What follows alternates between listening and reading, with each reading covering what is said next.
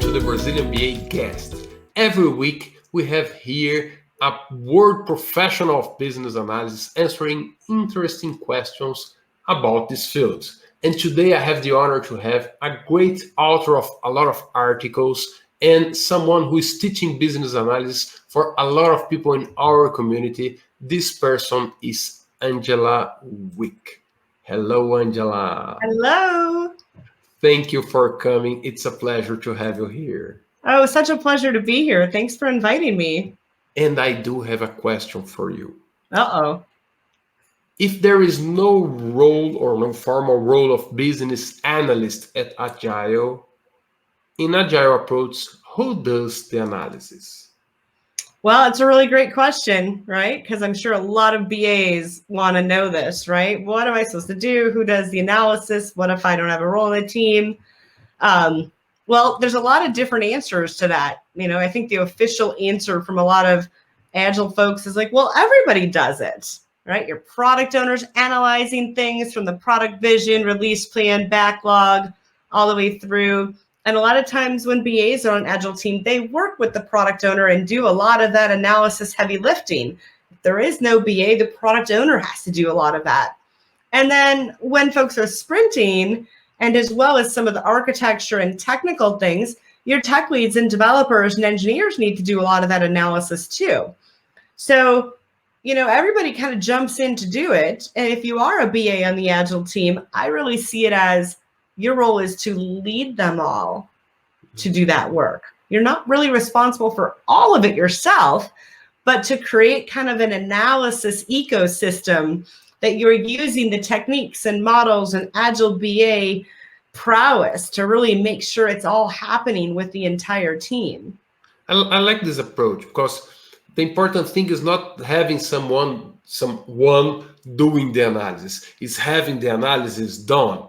And as a business analyst, you're a specialist in helping people to create this environment to do the analysis. So you can facilitate that scenario, that situation where everybody, as you said, can help and can help to understand, help to think, help to visualize and analyze. I like that. Yeah, because everybody has a piece of the puzzle, right? Everybody has a piece of knowledge that needs to be put in and discussed and collaborated together to make it all work. As BAs, we have a professional set of skills and techniques to help everybody know what knowledge to put into that collaborative ecosystem. And so we're helping extract that information out through our techniques, our approach, our questions, our facilitation skills. We're helping everybody get that information out. So wait a second, what if a BA is not part of the team? How is that happening?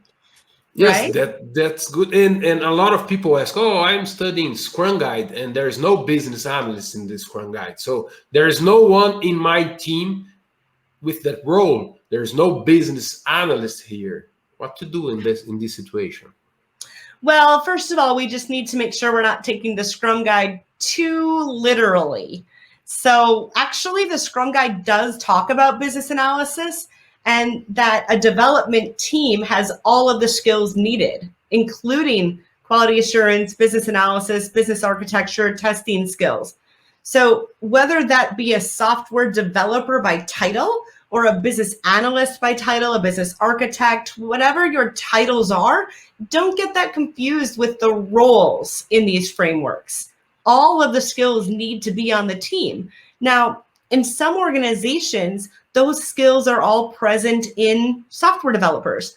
And in other organizations, those skills are very siloed and isolated and specialized, whereas we need to have multiple titles to make up that team of developers. So it's really just making sure that when you think about how someone writes these frameworks, and I was an author on the BA box, so I know what it's like to try and write something for everybody to consume. You have to go with some common denominators. Not every organization has BAs, especially small and medium-sized organizations. So with that in play, we can't write a framework that says you must have a BA. But what they did do, right, is say you must have a team of people and we're going to call them developers. You could think product developers, customer experience developers, software developer. Who knows what type of developers we are, right? Sure. So it's just a team of developers, and the Scrum Guide does say that have all the skills needed to get the work done, and those skills include things like business analysis. So I really think people are taking it far too literally and not embracing what the Scrum Guide's actually trying to say, is that you need a cross-functional skilled team, not just a team of coders. That's not what it says at all.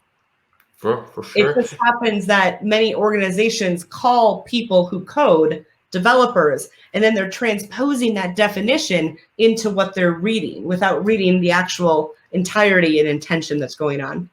We could even have a team of delivering videos online for people who are watching us right here, and this team would not have developers of code. Right. They would have another kind of developers, like editors, like sound editors, image, photographers, someone to do the content. Those are the developers of this kind of product. So the Scrum is a framework to deliver incremental product, whatever this product is. And there are a lot of skills to understand, to develop this product. And business analysis is usually one of the top ones in any new product. That's interesting. Exactly.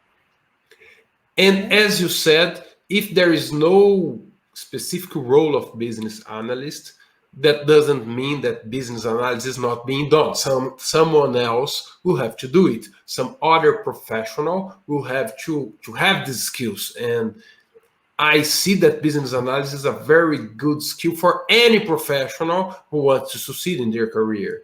And how can people learn about business analysis?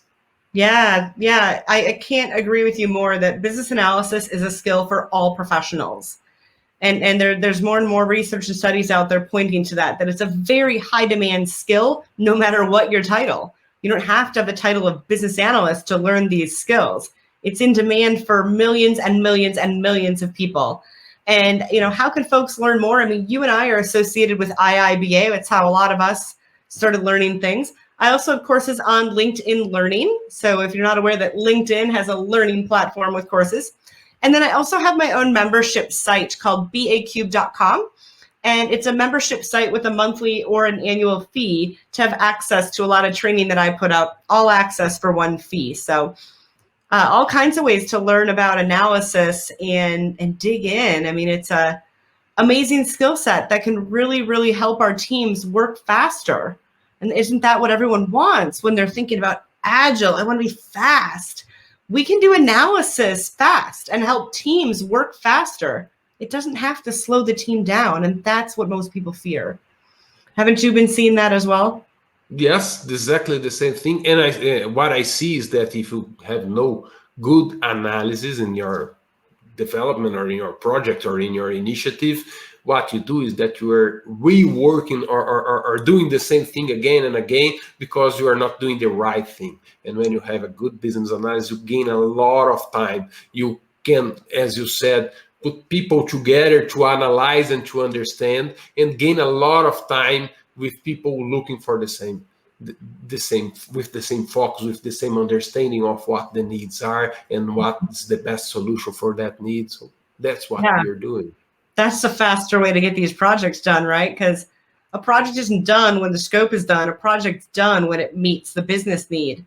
So if we're not working together to solve the business need because we're not doing the analysis to figure out what that is at every level of detail, I don't know. So I good analysis just makes the project get done faster. You're right. Angela, just to end, if people want to find you, you said about BA Cube, can they find you on LinkedIn?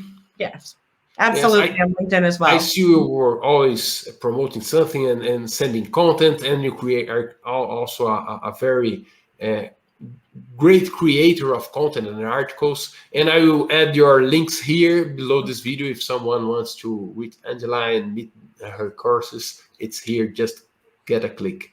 Thank you very much for coming, Angela. It was a lovely time with you. Thank you so much. What a pleasure.